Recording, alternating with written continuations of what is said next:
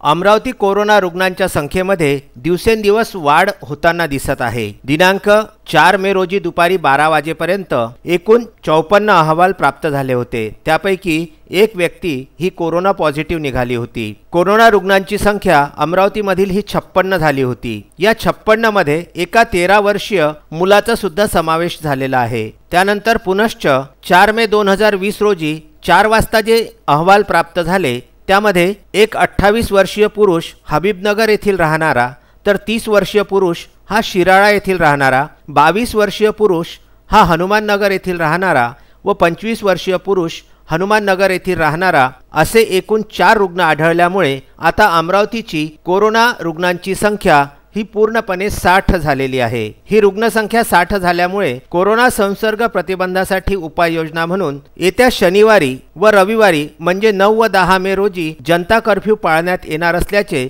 जिल्हाधिकारी शैलेश नवाल यांनी स्पष्ट केले। त्यासाठी नागरिकांनी प्रशासनाला सहकार्य करण्याचे आवाहन जिल्हा आपत्ती व्यवस्थापनाचे अध्यक्ष तथा जिल्हाधिकारी शैलेश नवाल यांनी केलेले आहे। 4 मेच्या सायंकाळपर्यंत अमरावतीमधील कोरोना बाधित रुग्णांचा आकडा हा 60 वर पोहोचलेला आहे आणि अमरावतीसाठी ही फार धक्कादायक बाब आहे। Vidarbha news bureau, Amravati.